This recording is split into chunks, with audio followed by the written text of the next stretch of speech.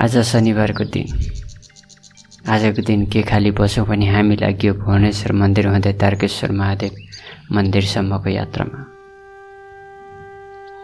हामी माछापोखरीदेखि भुवनेश्वर मन्दिर तल चिसापानीसम्म बसको यात्रा गरियो। त्यसपछि हामी भुवनेश्वर मन्दिरको लागि सिडी चढियो। झन्डै 300 मिटर सिडी चढिसकेपछि हामी भुवनेश्वर मन्दिर आइपुग्यौँ।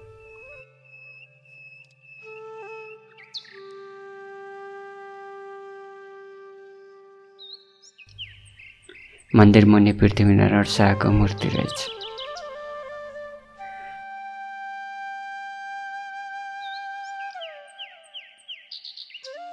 मन्दिर अत्यन्तै सुन्दर र शान्त वातावरणमा रहेको रहेछ।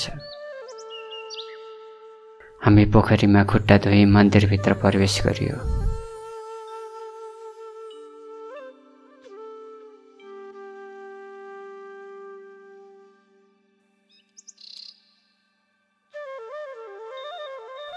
हामी भित्र 10-15 मिनेटपछि बाहिर निस्की भ्यू हेर्नतिर लागियो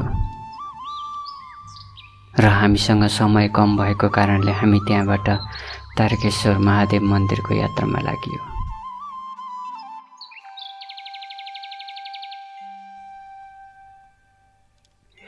भुवनेश्वर मन्दिरबाट झन्डै 30 मिनेटको पैदल यात्रापछि हामी तारकेश्वर महादेव मन्दिर जाने गेटसम्म आइयो। हामी अहिले शिवपुरी नागार्जुन राष्ट्रिय निकुञ्जमा प्रवेश गरियो।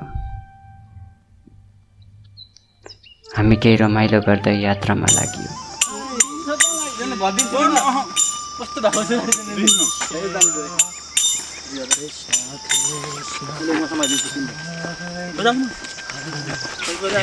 अगाडि आउँछ के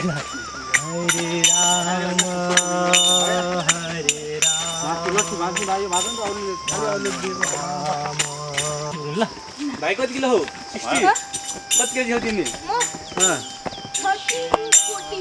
भाइ अर्को भाइ 50 केजी उठाउ फोटो हिँड्ने कि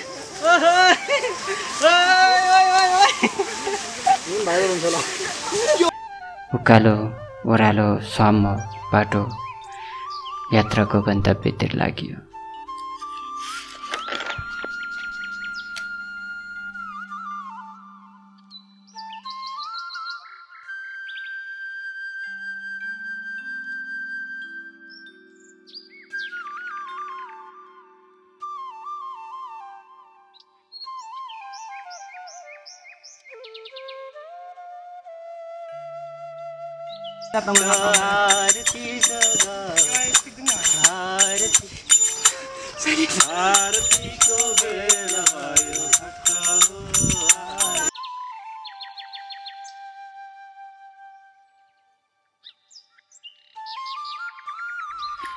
हामी अहिले शिवपुरी नागार्जुन राष्ट्रिय निकुञ्जमा हिँडिरहेका छौँ। खै जङ्गलको बिचमा पुग्यो हामी सबै।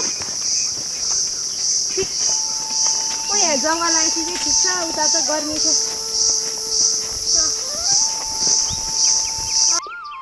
हाम्रो साथीहरूलाई यति धेरै बाटो हिँडेर आउँदा नि जोस पनि कम भएको रहेनछ।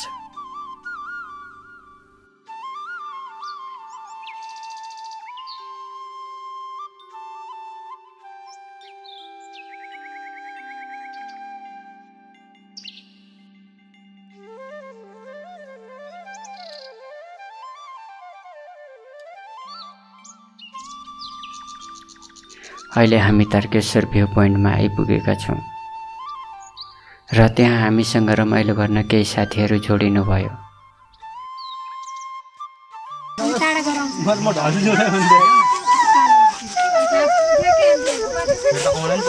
श्रीकृष्णको आउँछ आउँछ ल एकचोटि गरौँ त ल।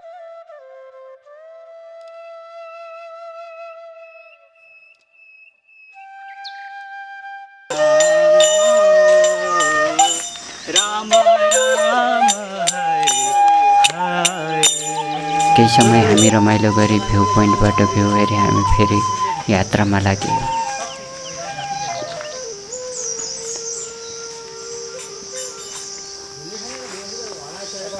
हामी अहिले मन्दिरभन्दा 100 मिटर अगाडि यस्तो दृश्य देखियो। केका लागि झाँकिएको रहेछ ढुङ्गा र यहाँ फुलपाती चढाइ जानुपर्छ भन्ने भनाइरहेछ। हामी फुलपाती चढाइ हामी लाग्यो मन्दिरतर्फ।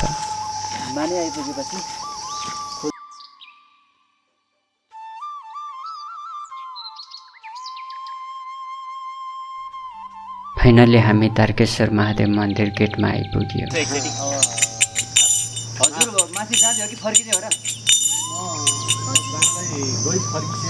कति माथि अब यहाँ इन्स्ट्रुमेन्टहरु पनि छ रे छन चाहिँ माथि हजुर।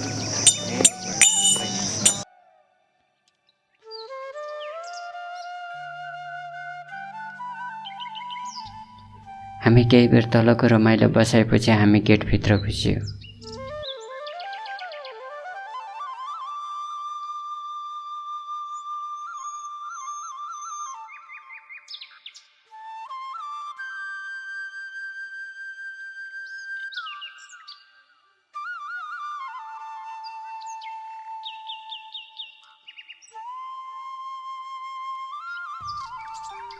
त्यहाँ ठुलो बोर्डमा तारकेश्वर महादेव पनि लेखिएको रहेछ। यो तारकेश्वर कुण्ड रहेछ। कुण्डमा पानी भने रहेनछ। पानीको अभावको कारणले पानी नभएको जानकारी दिनुभयो।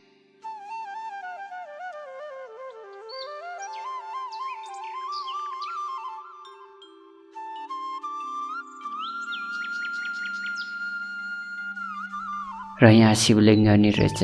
हामी शिवलिङ्गको दर्शन गरी हामी लाग्यो माथि गुफातिर।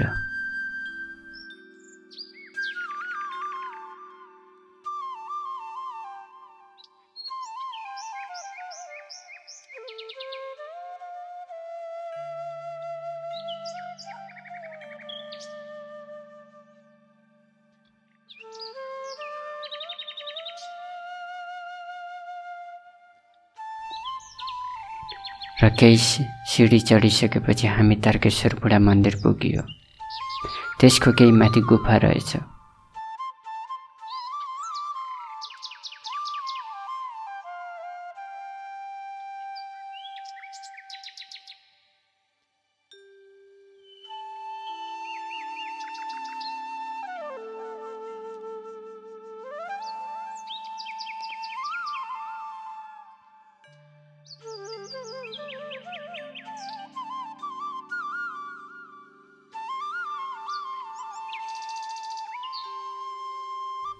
फाइनली हामी गन्तव्यमा आइपुग्यो। गुफाबाट अत्यन्तै रमाइलो दृश्य देखिँदो रहेछ।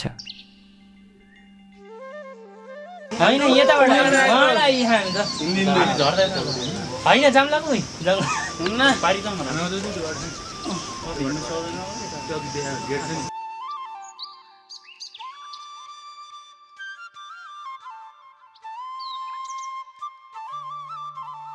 आज शनिबारको दिन हुनाले भिडभाड पनि अलि धेरै देखिएको र